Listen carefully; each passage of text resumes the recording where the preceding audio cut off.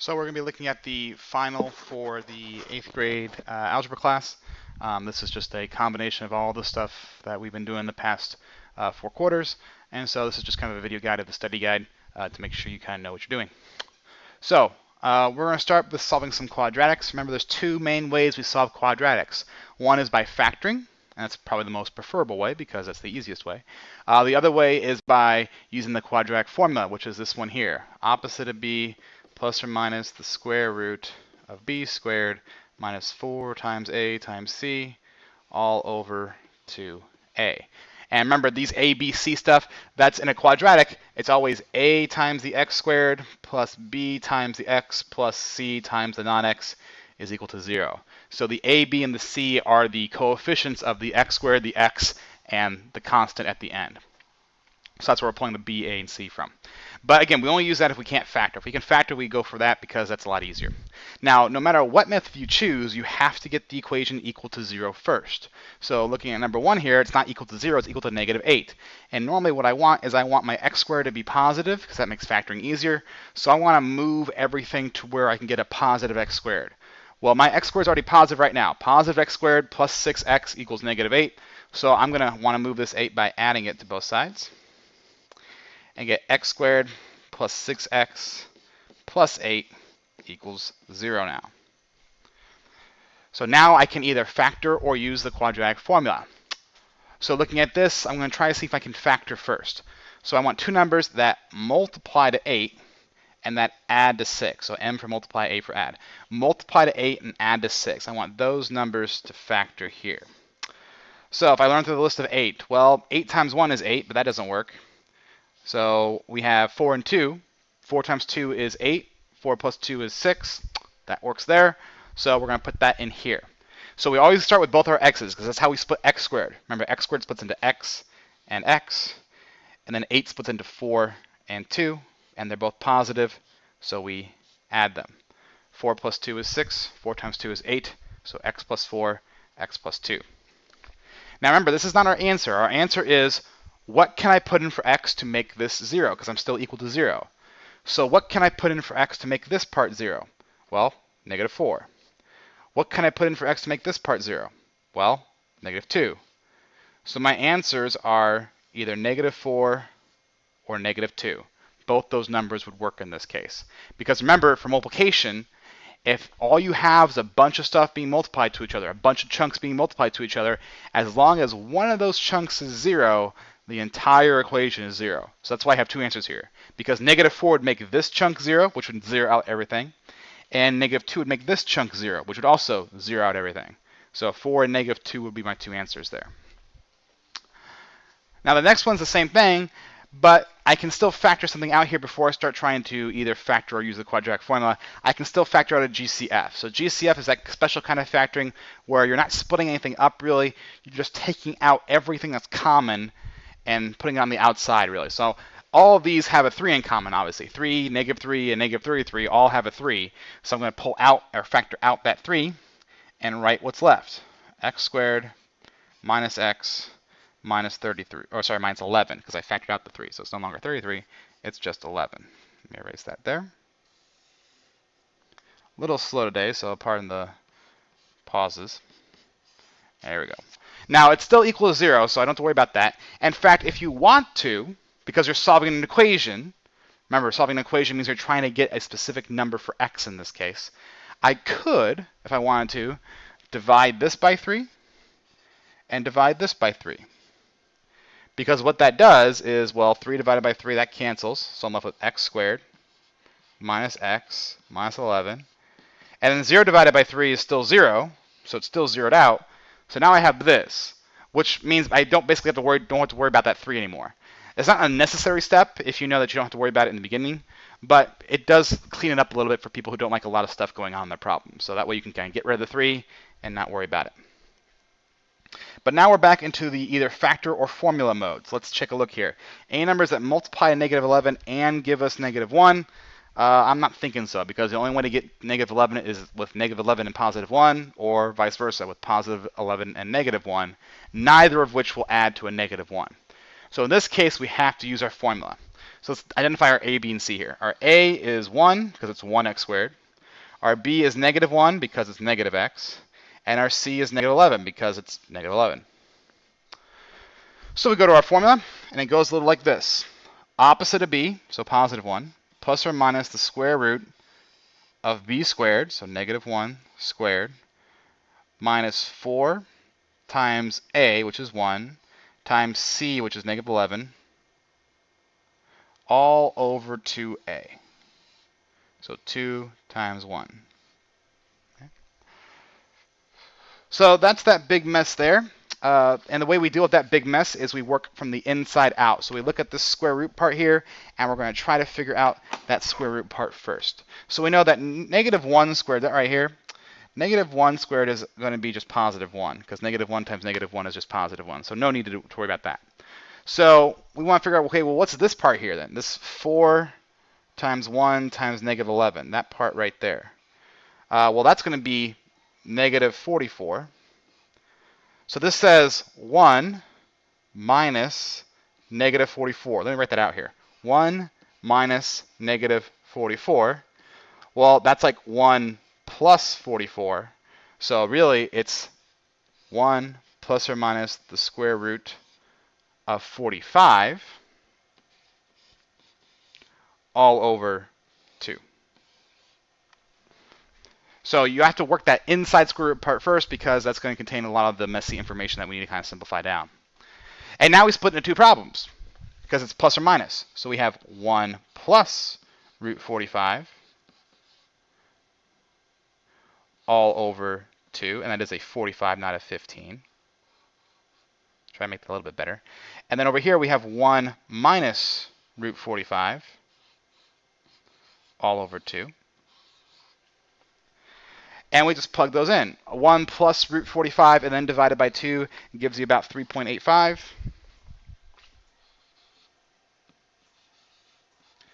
And then 1 minus root 45 divided by 2 gives you about negative 2.85. So those would be my two answers. 3.85 and negative 2.85. So you have both versions here. The factoring version, obviously a lot shorter, a lot quicker, but doesn't always happen. So the quadratic formula is the go-to default when things don't go as you might want them to.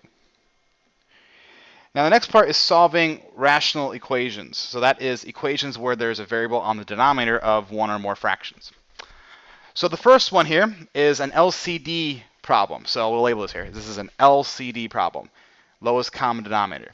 So when you have an equation with 3 or more sections, in this case we have the 2 section, the 3 section, the 5 section, and they have fractions with them, specifically with variables on the bottom, what you want to do is find a common denominator between all of the sections, in this case all 3 sections. That way when you have a common denominator, you can just cross out the bottoms and worry about the tops. Now 3 here does have a denominator, in case you can't see it. It's 3 over 1. Remember, any whole number is just written as over 1. And so my denominators here are x plus 1, 1, and x plus 1 again. So the LCD in this case would just simply be x plus 1. If I could get this over 1 bit here, if I can get this 1 to be a plus 1, x plus 1 rather, then everything would be good. I can cross out the bottoms. So that's what I'm going to do.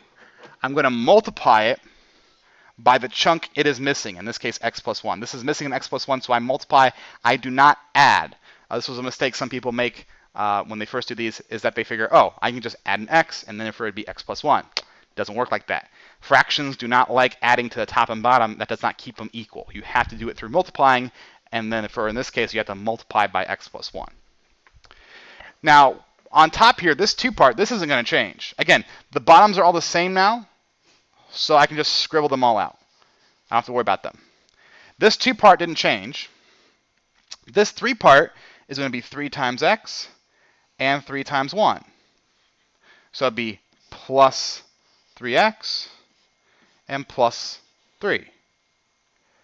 And then this 5 part, that equals 5 part, that didn't change. That already had an x plus 1 with it. I didn't need to change that. So now I'm back to a linear equation sort of form. So now I'm going to go ahead and think about, okay, well, what can I do here? Let's see. Combine the 2 and the 3, right? You get 5 plus 3x equals 5. And then we're going to subtract the 5, which would cancel out this and get 3x equals, well, that's going to be 0. Then you divide by 3, and you just end up with x equals 0, which would be your final answer. So when you have more than two fractions, you have an LCD type of problem. And in that case, again, you want to find the common denominator, multiply by it, and then cancel out any stragglers that you can. Or the entire bottom, in fact. Just cancel out the entire bottom, multiply whatever top numbers you need, and combine that stuff together. Number 4 is the second type. This is a cross multiplication problem because you only have two fractions and they're equal to each other. Cross multiplication only happens when you have a proportion, which means you have two fractions and they're equal to each other. If there is no equal sign, you cannot cross multiply. Cross multiplying is a way to solve an equation, not just something you do with fractions every time you feel like it. So in this case, cross multiplying means take this 2 times this 5x and get a 10x. And take this 1 times this 3x squared and keep a 3x squared. And remember, the equal sign stays in the middle. This does not make a new fraction. This does not make a new number. The equal sign stays in the middle, and everything is just going to go to the left or to the right. You do not make a new fraction out of this. Well, I look here and see, okay, I have a quadratic. So I want to get stuff to be equal to 0 because I have an x squared in there. So let's get it equal to 0. Subtract 10x, subtract 10x. Again, whenever I see an x squared, my instinct is to make the equation equal to 0 so I can either factor or formula it away. Minus 10x. Now I can't put together an x squared and a 10x, so I leave them separate. I'm going to write the x squared up front because that's typically how people read it. Now I'm going to think, okay, what can I factor here? Well, they both have an x, right? X squared and x. So I'm going to take out an x from both of them. So take out an x and put it out to the side here. And inside here we have 3x left, because it still has 1x left over, minus 10, because there's no x's left over. And then now comes the case, kind of like what we did above here, is that I can split this into two separate problems. I can split this and say, okay, when is x 0? Well, this is just going to be x equals 0. The only way x becomes 0 is if x is equal to 0. I had to plug in a 0 for x. And when does 3x minus 10 become 0? When does 3x minus 10 become 0? Well, that's an equation I can solve. I can add 10 to both sides. Give myself a little bit more space here. And I get 3x is equal to 10. Divide everything by 3. And I get x is equal to 10/3, which is some weird decimal, so we'll leave it as 10/3. Now there's a trick to this one, is that we have to go back here, scrolling up a little bit. We're going to go back up top and look at our original problem and see, does any one of these answers cause an issue? So our original problem is 1 over 5x equals 2 over 3x squared. Well, if I plug in a 0, does that cause an issue? Well, actually, yeah, it does. Because if I plug in a 0, this 5x becomes 0, and that 3x squared becomes 0. Hopefully it'll stop here soon. I'm not sure why it's going to keep going up there.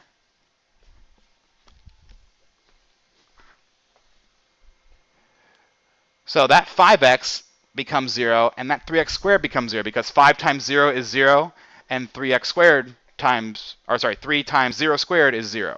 So this bottom number becomes 0, and this bottom number becomes 0, and that's a problem, because I cannot have my denominators be 0, because then I'd be dividing by 0, and that's an issue. 0 can be on top all you want, but 0 cannot be on the bottom of a fraction, because then it causes issues.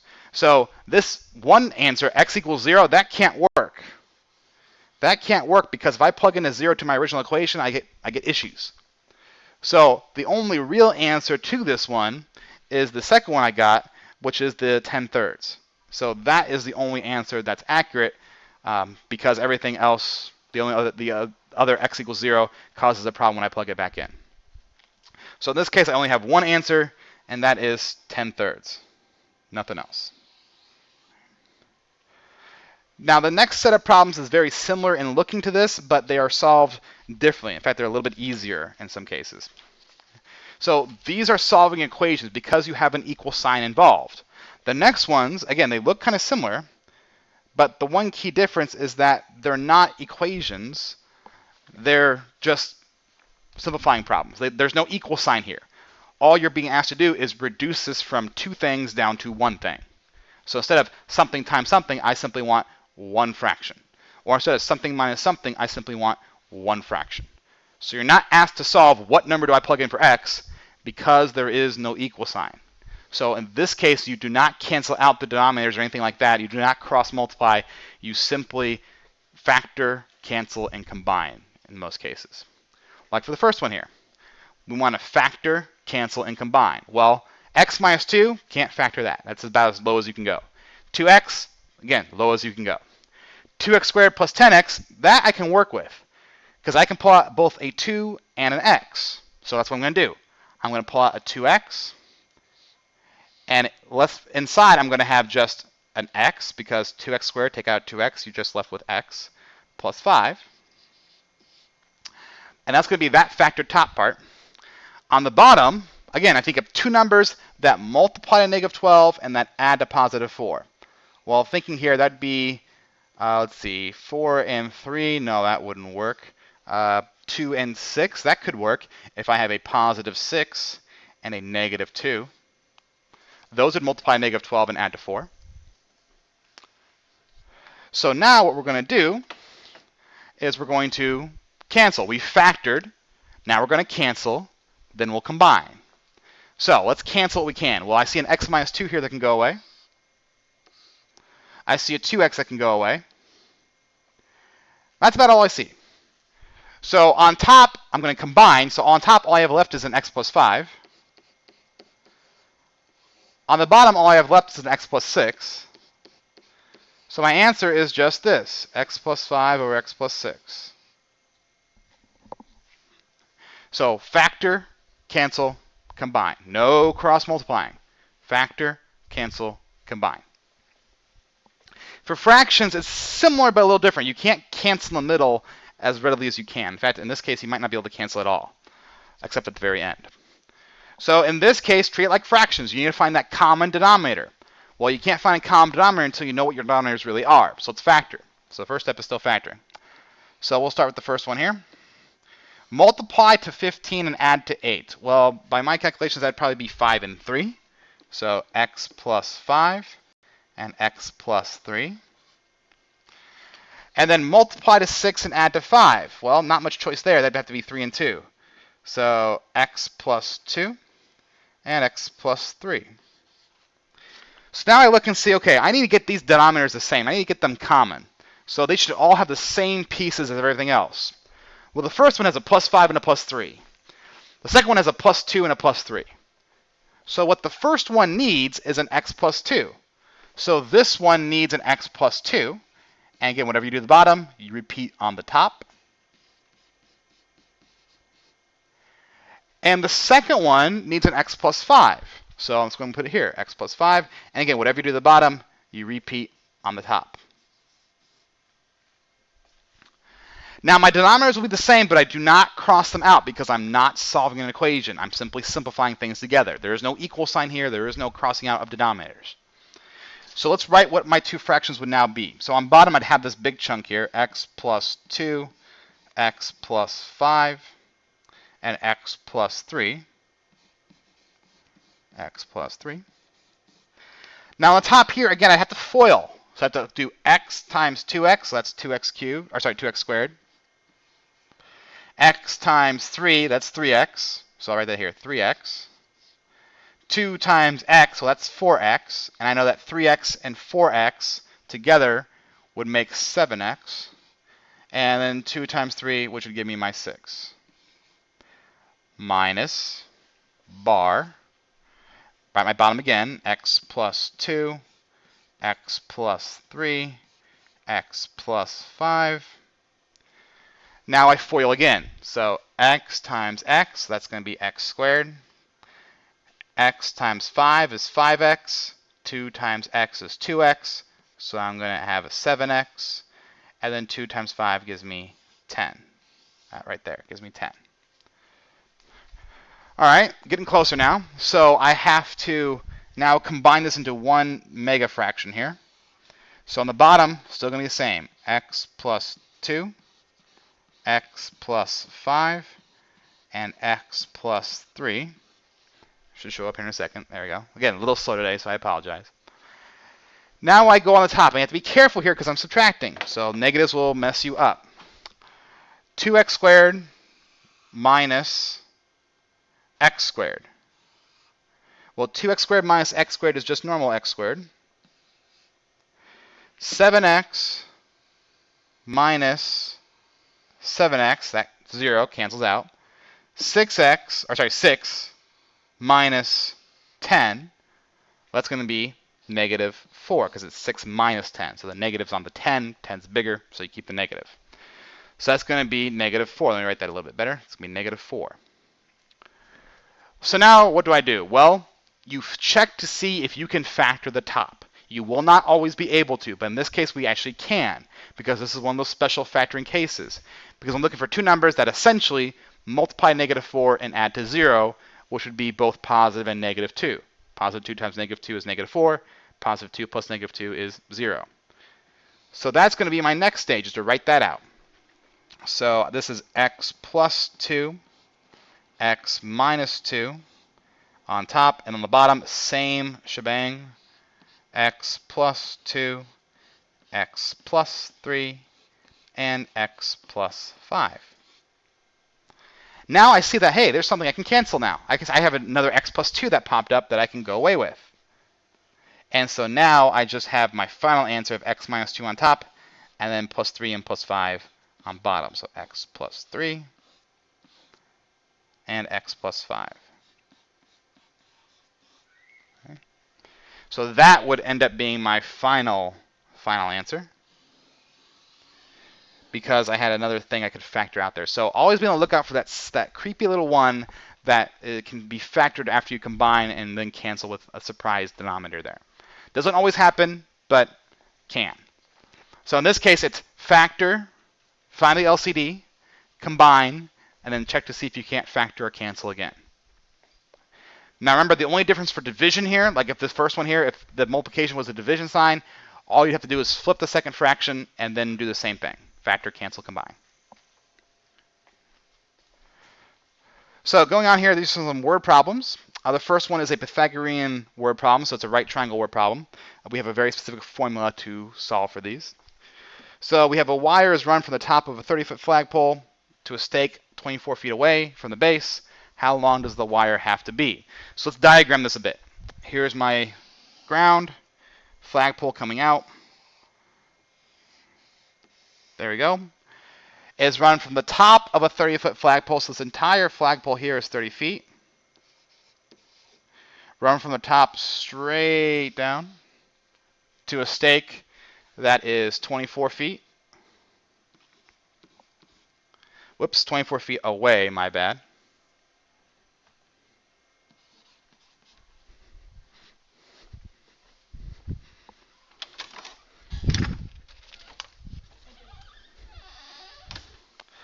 So the 24 feet actually goes on the bottom, not on the wire, because the stake is 24 feet away from the base of the flag. So I kind of read that wrong there. Let me erase that. There we go.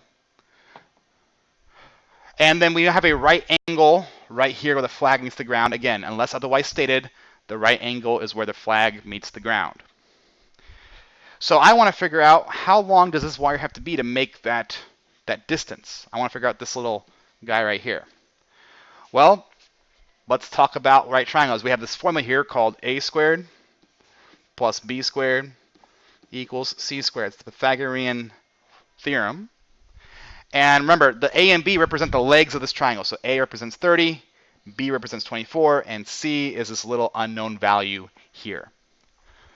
So what do I need to do here? Well, I need to plug in the numbers that I know. I know my a is 30, so 30 squared. I know my b is 24. Well, 24 squared. and then my C is the one that I'm trying to solve for. Now, some of you might be saying, how do you know that line there is C? Well, C is called the hypotenuse of the right triangle. It's the side that's always opposite that right angle. So if you take your pencil, put it on the right angle box, and draw an arrow straight across, that arrow will point to your C. That arrow will point to your hypotenuse. So that's how I know that C is there, not somewhere else. And then from here is just some arithmetic. 30 squared, that's going to be 900. 24 squared, it's going to be 576. And C squared is still something I have no idea about. Well, I have some idea, I guess, but I don't know what it's going to be. So I'm going to add them together. 900 plus 576 is going to be 1476 equals C squared. Well, I don't want C squared, I just want C. So how do I get rid of the square? Well, the opposite of squaring is square rooting, which gives you 38.42. This would be feet. Lost track there for a second. Is C. So that is a Pythagorean theorem problem. You have a right triangle, find the hypotenuse, do some quick arithmetic, solve for C or A or B, depending on which one you're given, and then be done with it there. If we had C instead, let's say we're missing B and we had C, we do the exact same thing, except that instead of adding the two together, we'd end up subtracting because we have to get B by itself, and the equation would solve itself that way. So sometimes you have to add them, sometimes you have to subtract them. Just depends on what diagram you have. So it's really good to draw a picture to kind of help you visualize it. Unless you've done a lot of these and you've got them down really pat, you don't need it. That's fine. But drawing a diagram does help figure out what pieces you have and what pieces you need to find out. The next two are also word problems that deal with specific type of equations that we need to work on. So the first one is a linear equation problem. It's a very straightforward one. $50 to sign up, $12 per month. Write an equation to show how much it would cost after X months, and then find out the cost after 8 months. Okay. Well, this is a linear equation, so it's of this form: y equals mx plus b. The reason I know it's linear is because anything that deals with something that reoccurs every time in the same fashion is a linear function, is a linear equation. So in this case, we have $12 every month. It's not 12%, it's not 12 squared, it's just normal $12 every month. That's your clue, it's a linear equation. So what do these numbers mean here? Well, $50 to sign up, that's the startup cost. That's the initial value. That is the B. The B value is the number you start with, or the one-time cost, something like that. And then 12 per month, that's your M. That's the reoccurring number. So anything that happens over and over and over again, that is an M value. So what is this going to look like? Well, it's going to be y equals 12x, because 12 is M, plus 50. That's how you model the cost of this membership. $12 per month, so 12 times x, plus a $50 one-time fee. Well, it says here in the second part, so this is the equation, this is the first part of the problem. Write an equation. Done. The second part says, how much would it cost for 8 months? Well, we're going to plug in that 8 for x, because x represents the number of months, and we're going to see what happens. Well, 12 times 8 is 96. 96 plus 5 gives me a total of $146. That's how much it would cost for 8 months. So linear equation is kind of straightforward. Figure out what number repeats, figure out what number stays the same, and then plug it in for M and B, and go about your business there. Number 9 is a little bit trickier. It's an exponential equation. And the reason you know it's exponential is because it involves a percentage. So usually things that involve a percent are an exponential equation because they grow differently than linear equations. So this says we have 120 crops at the start. His harvest grows by 5% each day. So that means he's gaining 5% more harvest each day for some reason. Maybe he's using good fertilizer, I don't know. We want to write an equation to figure out how much he'll have after X days, and then figure out how much he'll have at the end of a full week, implying 7 days. So exponential equations have this form: y equals a times b to the x, where a is kind of the reverse of what linear was. A here is your initial value. A is what you start with. B is kind of tricky. B is 1 plus the percent if you're increasing, or B is 1 minus the percent if you're decreasing. And then X is usually the time. So in this case, what do I start with? Well, I start with 120 crops. I gain 5%. So that means my B, if I'm gaining, I'm increasing. So my B is 1 plus 5% as a decimal, so 0.05. And then X is my time. So as an equation, it looks like this. Y equals 120 times 1.05 to the X. So in this case, again, A is what you start with, and B is that number that's either 1 plus a number or 1 minus. And the reason it's 1 is because you're growing, so you start with 100%, which is 1, and then you add 5%, which is 0.05, every time. Or if you were losing, you start with 100% and then you lose or subtract whatever percent every time. Now, X, in this case, we have a full week, so X is going to be 7. So I want to type in 120 times 1.05 to the 7th. Now, just like order of operations says, exponents come before multiplication. So try to figure out what 1.05 to the 7th is first, then times it to 120, and you'll find that he has about 168.85 crops at the end of a full week. So once again, A is your starting value, B is 1 plus the percent or 1 minus the percent if you're increasing or decreasing, and then X is how much time is going. And again, be careful of the time change here, because I say a full week, not 7 days. So you have to know a full week is 7 days, so you plug in 7 for X, not 1. So be careful of time tricks there. They're very easy to do. The next one's kind of a break one, because it goes by pretty fast. It's just simply listing what the changes are. So in this case, there are 4 changes. This negative, that little guy, means this graph is flipped. Whenever you multiply an equation by a negative value, it flips the graph. This little 0.5, you have to think to yourself, 0.5 is less than 1. So that means that this is going to be narrow. Or sorry, widened. Almost said the wrong word there. So if the number is less than 1, it is a wider graph. The graph moves slower. It's wider.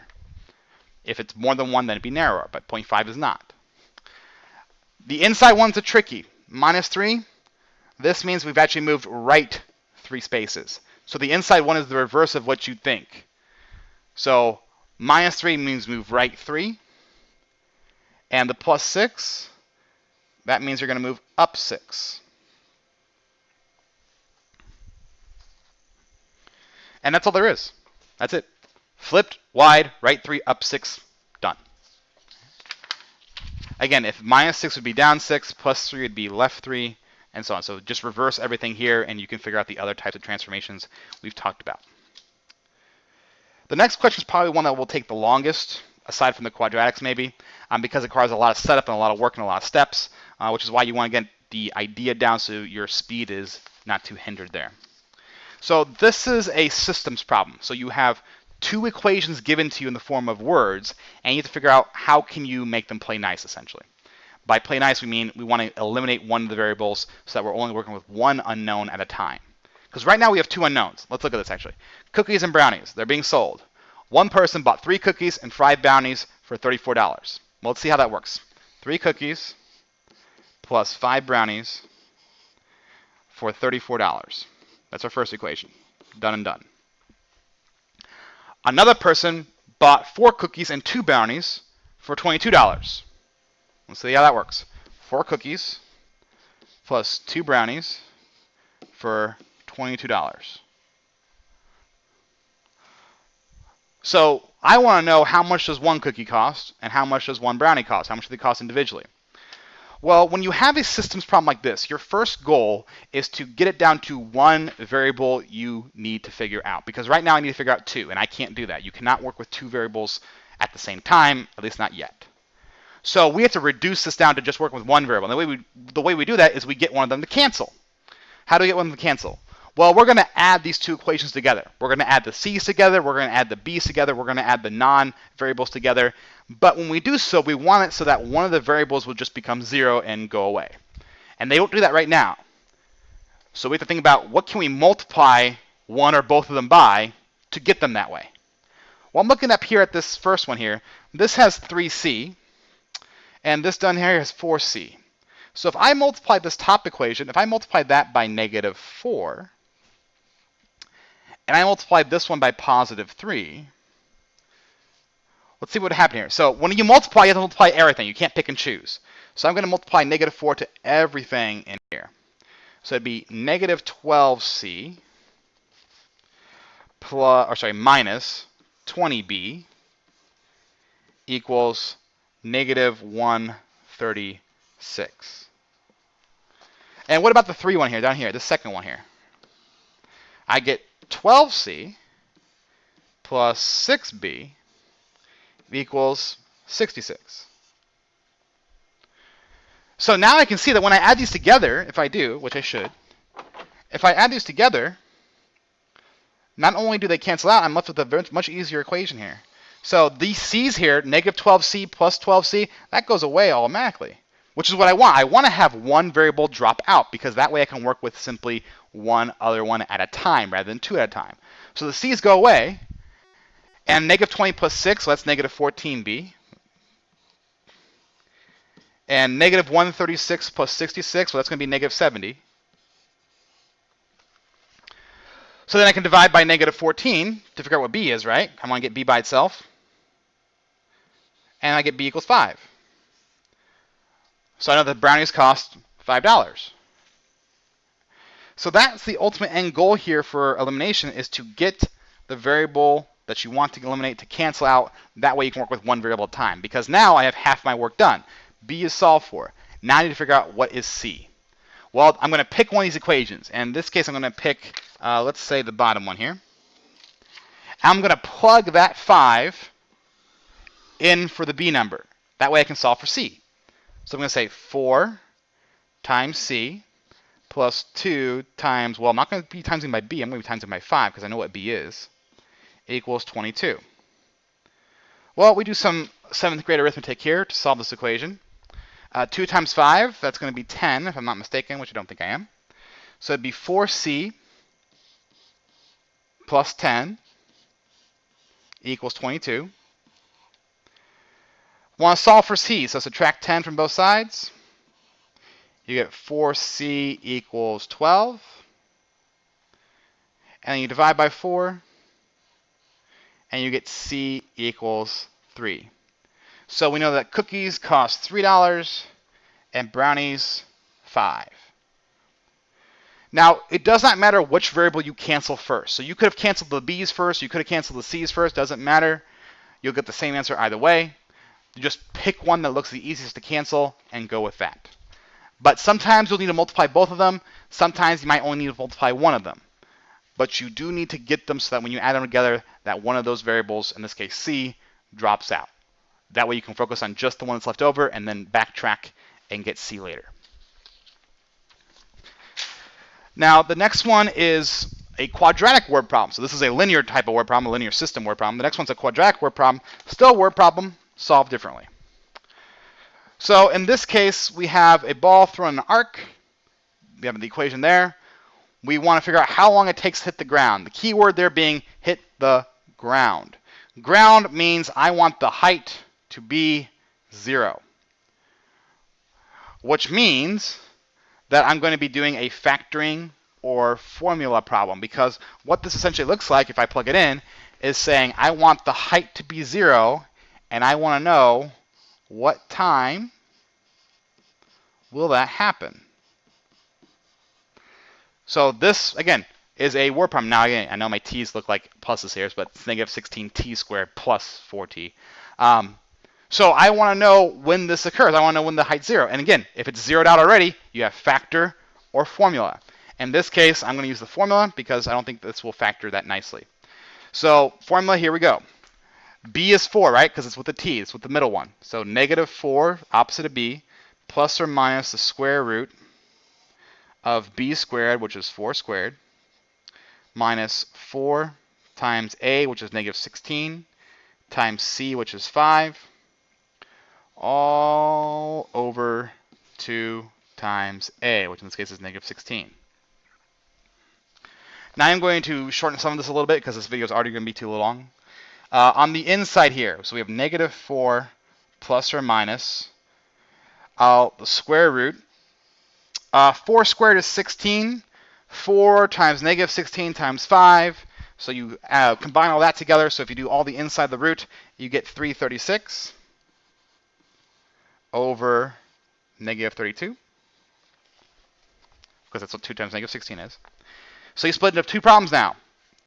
So the square root of 336 is 18.33.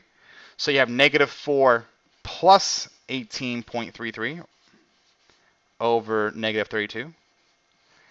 And then you have the second problem, which is the minus version. So negative 4 minus 18.33 all over negative 32.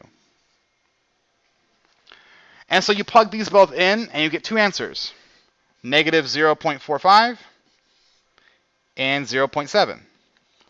Now, if we're talking about time, negative doesn't make sense. So that means 0.7 seconds would have to be my time there, because I can't have negative 0.45 seconds. So again, this was just like the front page, just a word problem. And again, the keyword there being ground. If you say hit the ground or become 0, anything like that, that's a factor or formula problem. B is the same equation but different asking. It says, what is the max height? So this is another keyword there. If you hear the word max, that means it's a vertex problem. And we have a way to solve vertex problems. We have to get the 2 coordinates of the vertex. We have to get the x-coordinate and the y-coordinate. The x-coordinate has a formula for it, lucky for us. Negative b over 2a. That's how you get the x-coordinate of the vertex of any quadratic, big or small. And then you can plug that x in to figure out your height. So let's figure this out here. My b we have is 4, so I'm going to have negative 4 over 2 times negative 16, which gives me 0.125. So that is how long it takes. That's how many seconds it takes to reach its maximum height. I don't know what the height is yet. I have to figure that out. But that's how long it takes, because remember, x is time here. Or in this case, t. I'm using x just so I don't have to look like a plus sign anymore.